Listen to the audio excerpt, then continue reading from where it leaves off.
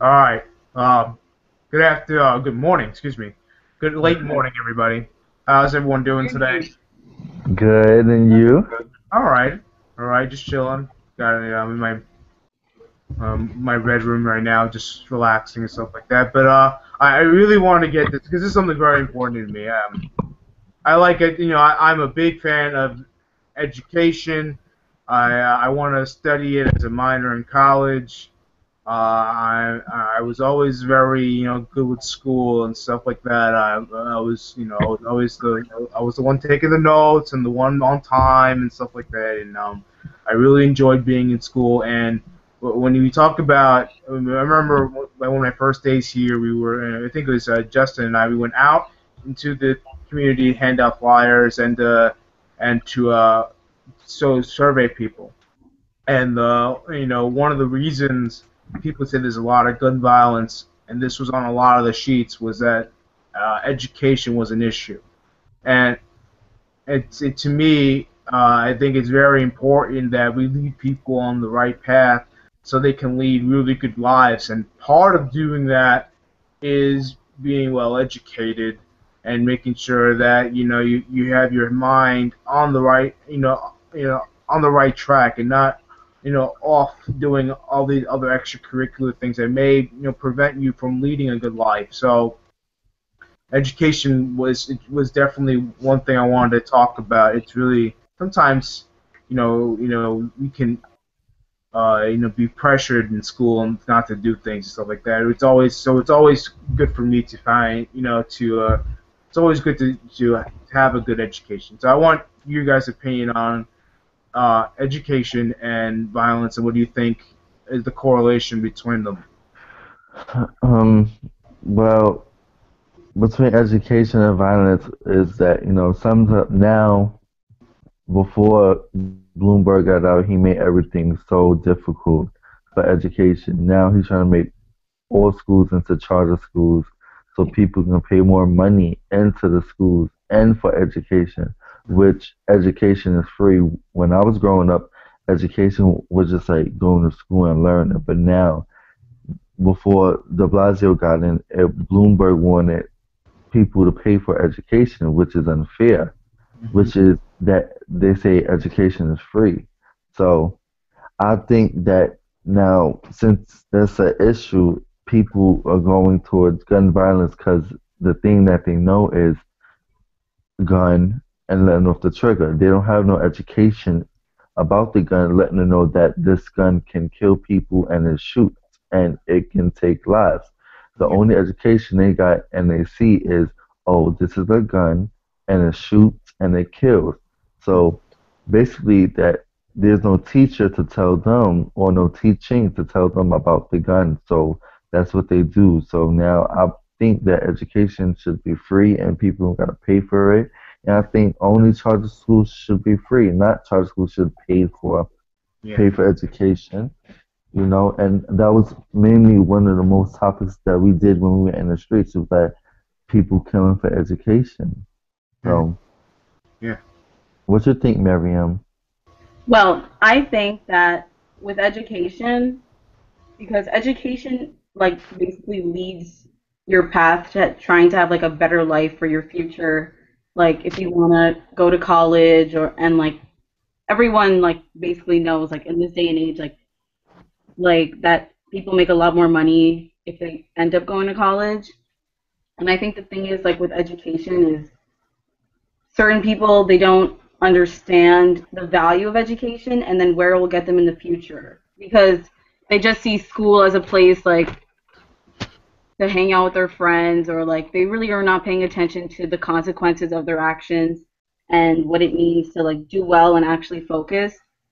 So then when they don't realize that they have a future because if they're in school, public school or not, that they do have a future. So then they go to the street and they don't realize how these violent crimes that they commit and see can negatively affect their outcome and their future because like they don't see that by let's say shooting someone, stabbing someone, they'll, Hmm. they'll go to jail, they won't be able to get a job. And I think through education, they need to be taught from an early age that education will change your life. Basically, it will help you have a better life. Mhm. I think. True. Okay. So I would look at education in the aspect as a tool to stop violence. As in, you guys look at it as like when you be educated, you be more sensible of and aware of those stuff. But I would look at it like this: you could actually use mass media like the television and different forms to like educate people about the consequences of their action. That is violence, and more especially gun violence.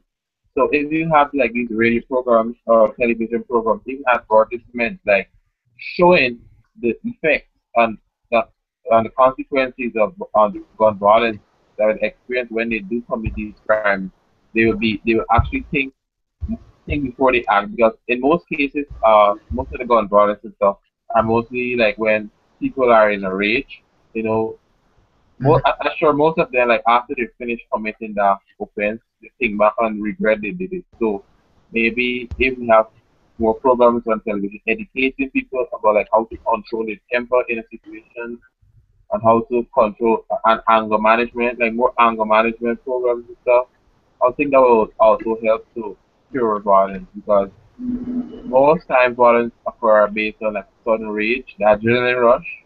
So you do things without thinking. Like to me, like when you're angry, like if you're drunk, you don't know what you're doing. Like when you're finished and you start and you cool and you think back about it, then you realize, oh shit, I should have never done that. So what I'm saying is, Kevin, you want to become a broadcaster, I guess. So you should think about like start thinking about programs you could do in the future to speak about violence and to educate the younger folk about consequences of violence and what as an alternative to the problem other than being violent to people. Yeah. I mean, in the future, hopefully, I can do something like that to help the community, of course. But I want to go back. Say I like what Mariam said. She said everything starts at a young age, and I took a psychology class once, and in the class it said that you know when like say the spelling test, and the kid, one kid is this kid, two kids sitting next to each other. One kid is taking a spelling test and doing flawless on it, and the other kid next to it is not doing so well. Maybe spelling some words right, spelling some words wrong, and how that one kid who did very well, did flawless on the spelling test, got the sticker and the stamp on on the spelling test, but the kid next to it didn't.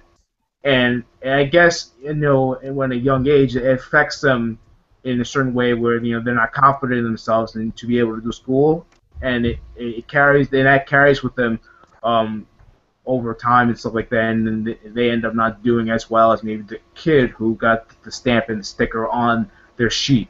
So maybe it's like maybe I'm not saying teachers are the main cause of it, but maybe maybe teachers need to be you know more aware that a young kid's self-esteem can go down early on. So that's a big thing about Okay. it.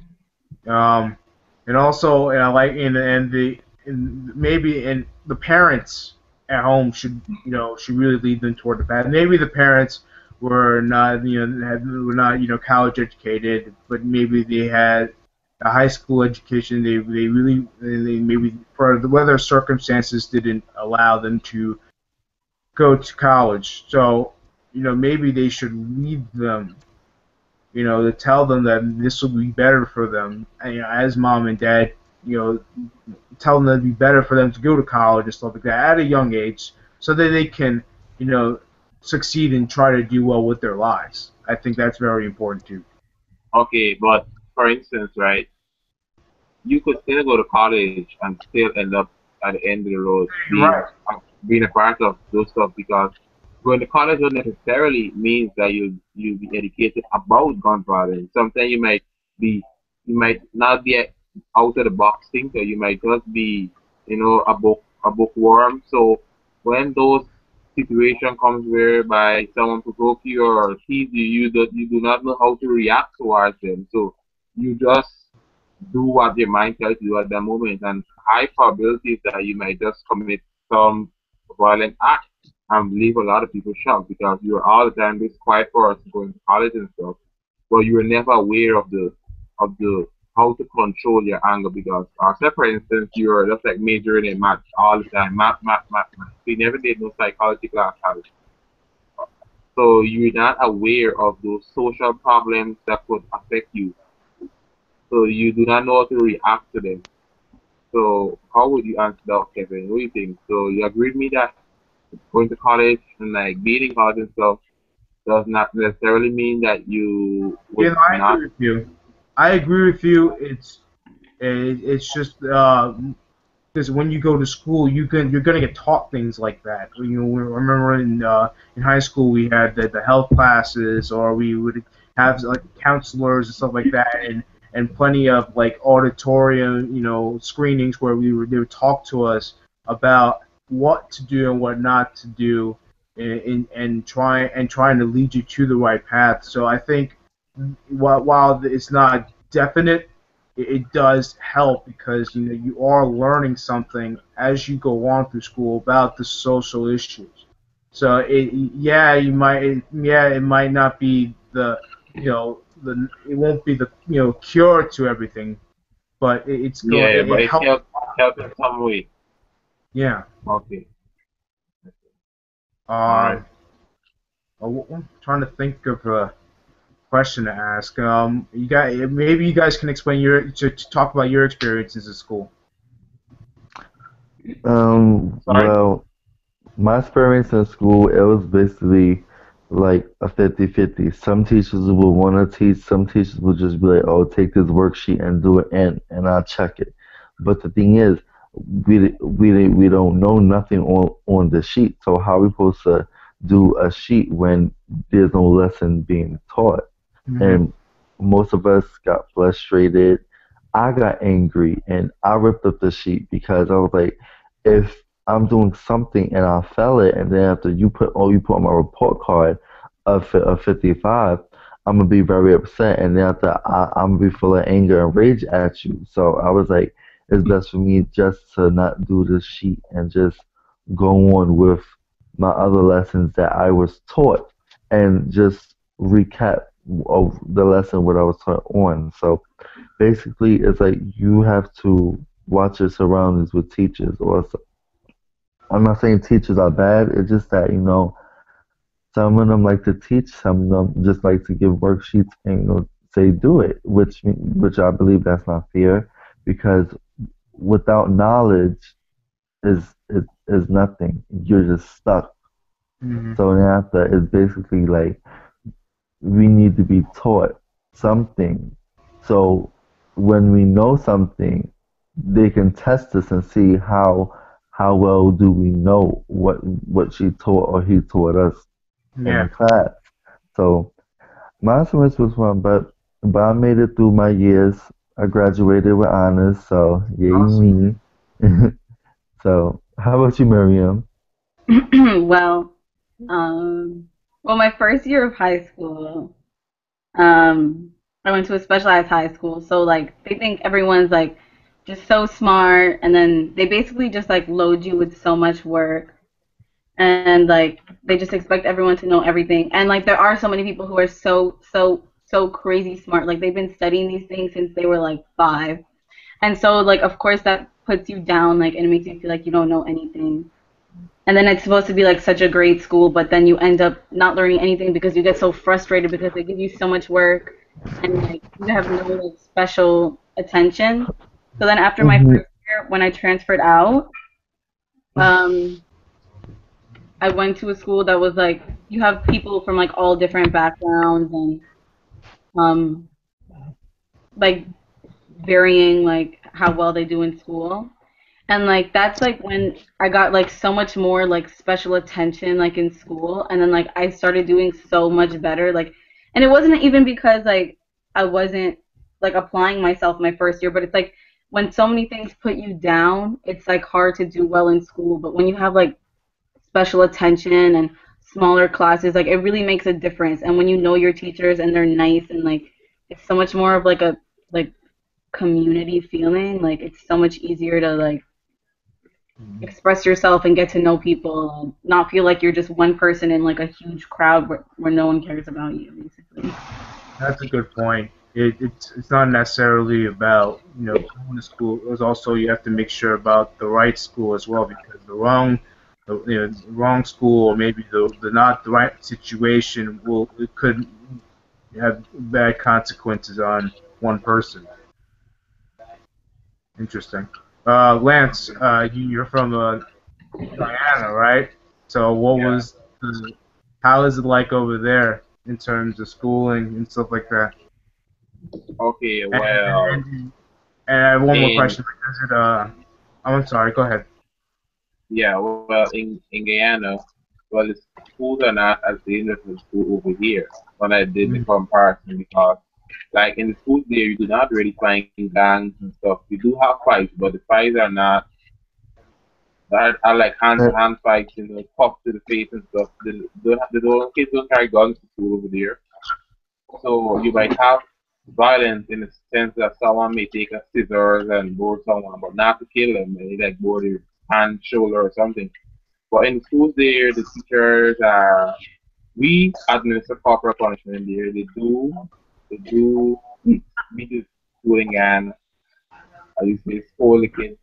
So, but now they're trying to move away from that. But still, like the head teacher, the principal, sorry, and some team teachers still have the authority to administer corporal punishment.